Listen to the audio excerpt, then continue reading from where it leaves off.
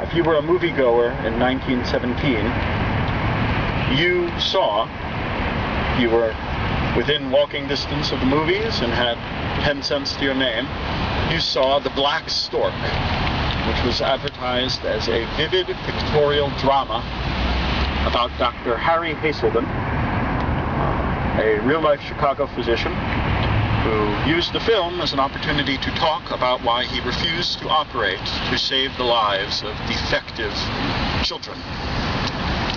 Dr. Hazelden played himself in the film, and the film consisted of a dramatization of a real-life story in which Dr. Hazelden convinced a new mother that it would be wrong to operate to save the life of her child. It's a simple operation. He understood how to do it. He was perfectly capable of doing it, but that it would be wrong for such a child to be suffered to live.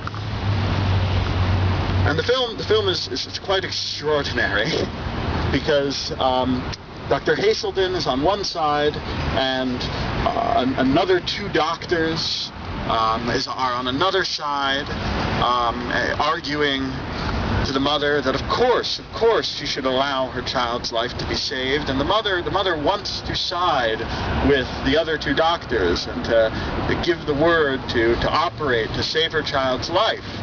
But all of a sudden in the film, a vision appears before her of her child, now an adult, sickly, disabled, pitiful, pathetic in the film, begging his mother, "Do not suffer me to live." Of course, the mother then responds, of course she could not allow such a child to go on, to be a part of society, to be a burden. Among the reasons why this child is presented as unacceptable for life is that he's born with congenital syphilis, and which is a common birth defect at the time, and in this jumping forward in time, which this child extrapolated into adulthood, talks to the mother and says, "Do not suffer me to live." He says, "Well, I can't even join the military. I'm not even physically fit enough to do that. Uncle Sam won't take anybody who isn't perfect."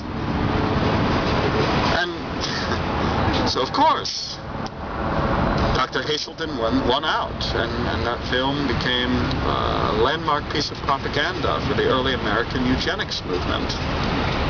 As we all know, the eugenics movement across the 20th century of the United States led to the involuntary sterilization of tens of thousands of undesirables, led to the rise of institutions which we are only now in the process of taking apart, and a history of segregation, and a history of disrespect for disabled life that we are still fighting today.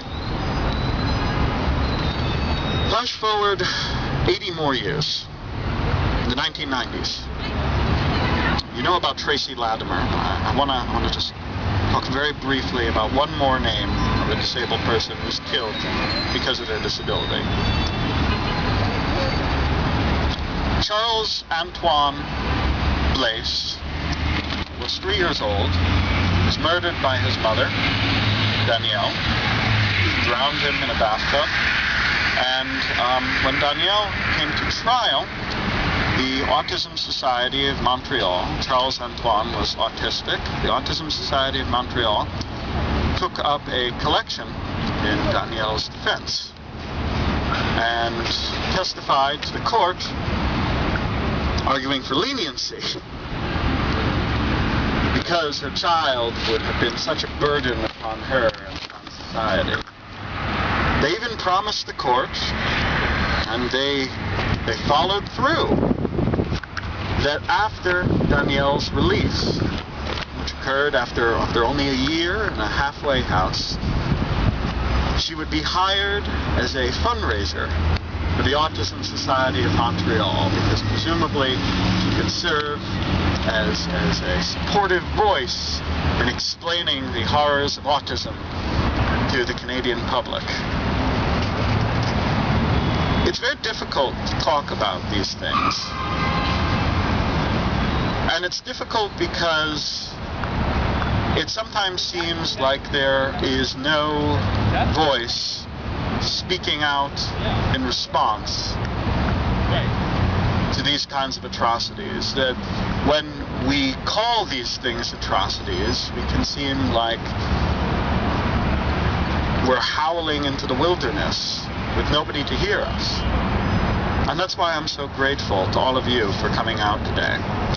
I'm so grateful to people in 18 other cities who are holding vigils at the same time as us and talking about the same things. This is our opportunity to be the voice that will tell people that what society tells them about disability is wrong. This is our opportunity to be the voice that will tell the next generation of disabled people that our lives do have worth, and that nobody can take that away from us. Today, our community sends a clear message that we will not let anybody be forgotten. Can I ask if anybody else would like to come up and say a few words?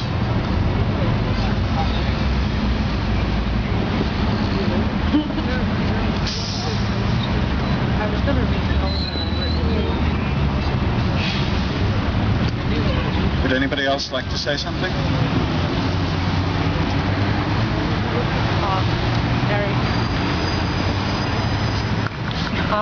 After George Hodgins was murdered a couple of weeks ago, the media that reported on his death, as you all know, decided to emphasize the fact that what his mother did was somehow understandable and justifiable.